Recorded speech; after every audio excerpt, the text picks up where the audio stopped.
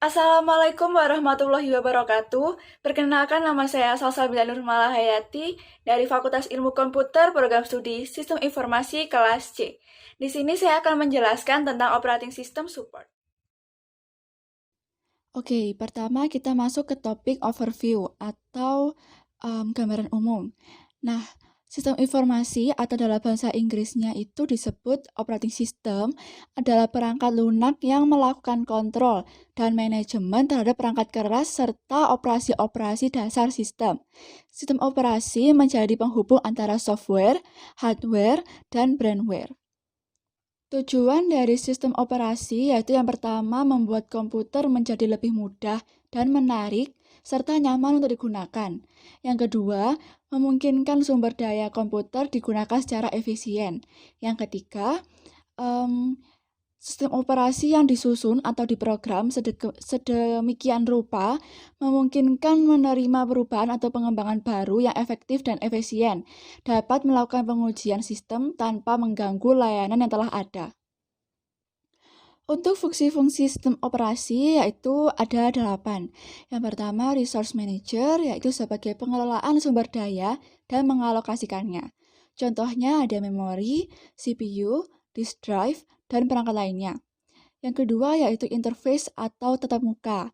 Interface ini sebagai perantara antara pengguna dengan perangkat keras dengan menyediakan tampilan kepada pengguna yang lebih mudah dipahami dan bersahabat atau user-friendly. Yang ketiga, koordinator, yaitu untuk mengkoordinasi dan menyediakan fasilitas. Keempat, guardian, menyediakan akses kontrol yang bertugas untuk melindungi file dan memberi pengawasan pada data dan program. Kelima, ada gatekeeper. Gatekeeper ini sebagai pengendali hak akses oleh pengguna yang mengendalikan siapa saja yang berhak masuk ke dalam sistem dan mengawasi apa yang dilakukannya. Keenam, optimizer adalah penjadwalan masukan atau input oleh user, pengaksesan basis data, dan proses komputasi dan penggunaan. Yang ketujuh, ada akuntan. Akuntan ini berfungsi untuk mengatur waktu CPU, menggunakan memori, pemanggilan input-output atau I/O, disk storage, dan waktu koneksi terminal. Dan yang terakhir ada server, berfungsi untuk melayani pengguna komputer. Di slide selanjutnya yaitu ada types of operating system atau bahasa Indonesianya tipe atau jenis dari operating system. Yang pertama ada interactive operating system atau sistem interaktif. Sistem interaktif adalah sistem komputer yang pengguna atau pemrogram berinteraksi langsung dengan komputer. Contoh dari sistem interaktif ini secara grafis seperti Windows. Upaya pengembangan teknologi komputer saat ini dikhususkan untuk perangkat tambahan dan inovasi dalam antarmuka dan interaksi. Nah, untuk meningkatkan efisiensi dan efektivitas perangkat lunak komputer, programmer dan desainer membutuhkan pengetahuan yang baik tentang bahasa pemrograman dan kemampuan pemrosesan informasi manusia. Lalu yang kedua ada batch system atau sistem batch. Sistem batch ini yaitu di mana program pengguna ditampung bersama dengan program pengguna lainnya, kemudian disampaikan ke operator komputer. Jadi dengan kata lain, teknologi proses komputer dari generasi kedua. Jika suatu tugas sedang dikerjakan pada satu rangkaian, maka akan dieksekusi secara berurutan. Selanjutnya yaitu kita masuk ke topik kedua yaitu scheduling. Ada long term scheduling, medium term scheduling, dan short term scheduling. Yang pertama ada long term scheduling atau penjadwalan jangka panjang, bisa diartikan sebagai suatu penambahan proses baru ke dalam sekelompok proses yang akan dieksekusi oleh komputer. Yang kedua ada medium term scheduling atau penjadwalan jangka menengah merupakan keputusan menambah suatu proses secara keseluruhan atau sebagian ke dalam memori utama. Scheduling ini terjadi pada saat swapping. Yang ketiga, yaitu ada short term scheduling atau penjadwalan jangka pendek, adalah keputusan memilih salah satu proses yang akan dieksekusi di antara beberapa jumlah proses yang sudah atau telah siap dieksekusi. Nah, short term scheduling ini juga dikenal sebagai dispatcher. Berikut adalah gambar dari proses penjadwalan atau scheduling. Nah, selanjutnya kita akan masuk ke topik terakhir yaitu memory management. Ada apa aja sih di memory management ini? Yang pertama ada swapping.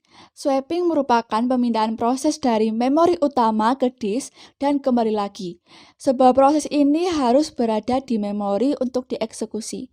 Namun, jika kita lihat di gambar, proses ini juga dapat ditukar sementara keluar memori ke backing store atau swap out dan kemudian dibawa kembali ke memori untuk melanjutkan eksekusi atau swap in. Nah, backing store berupa disk besar dengan kecepatan tinggi yang cukup untuk meletakkan kopi dari semua memori image untuk semua user. Sistem juga harus menyediakan akses langsung ke memori image tersebut. Yang kedua ada partisi. Partisi adalah pembagian hard disk menjadi beberapa bagian yang digunakan untuk mempermudah manajemen file. Atau bisa juga proses pembagian ruang-ruang kosong pada hard disk untuk memberikan file sistem pada ruang kosong yang terdapat pada hard disk. Kemudian, ruang kosong pada hard disk yang telah diberi file sistem tersebut digunakan untuk menyimpan berbagai macam data dan sistem operasi. Nah, terdapat dua jenis partisi memori. Yang pertama ada fixed partitioning. Ciri-cirinya yaitu membagi memori dalam partisi-partisi dengan ukuran yang tetap atau statis. Selain itu, ukuran partisi bisa sama atau berbeda. Nah, kita lihat gambar di sebelah kiri. Ada ukuran yang sama atau equal size partition dan ada ukuran yang tidak sama atau unequal size partition namun tetap. Jenis partisi memori yang kedua ada dynamic partitioning. Dalam dynamic partitioning ini, memori dipartisi menjadi bagian-bagian dengan jumlah dan besar yang tidak tentu. Nah, ciri-cirinya yaitu ukuran dan banyaknya partisi menyesuaikan kebutuhan. Lalu, alokasi memori ditentukan saat runtime. Lalu, setiap proses diberikan alokasi sesuai yang dibutuhkan. Dan jika kita lihat dari gambar, di awal tidak ada penyekatan sehingga semua proses bisa masuk. Memori manajemen yang ketiga ada patching. Patching adalah skema manajemen memori yang memungkinkan alamat fisik ruang proses menjadi tidak saling berdekatan atau berurutan.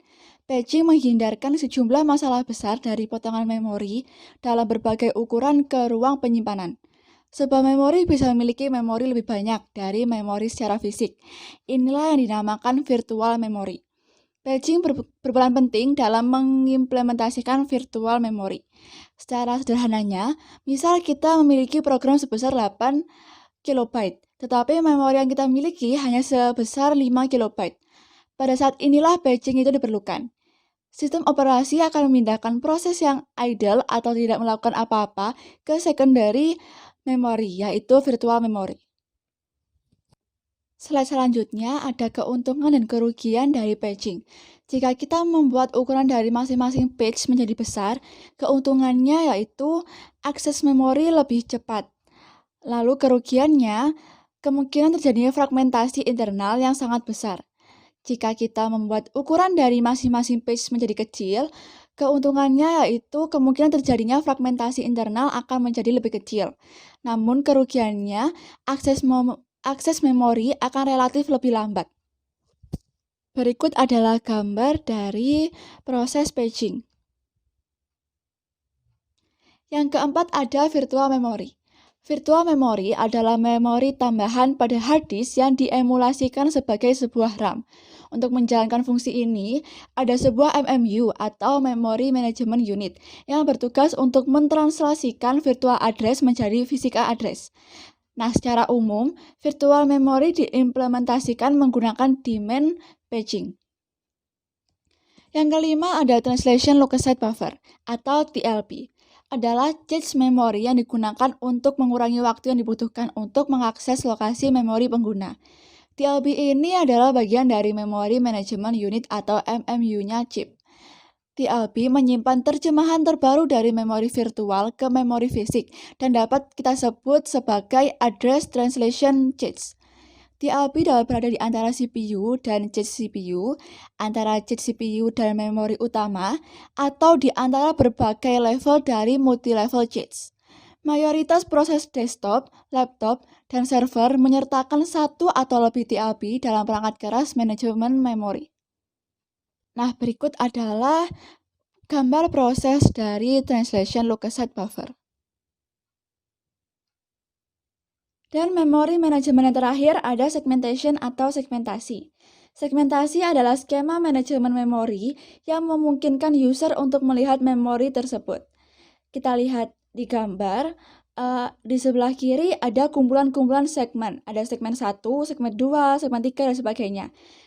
Itu disebut dengan ruang alamat logika. Jadi, ruang alamat logika adalah sekumpulan segmen.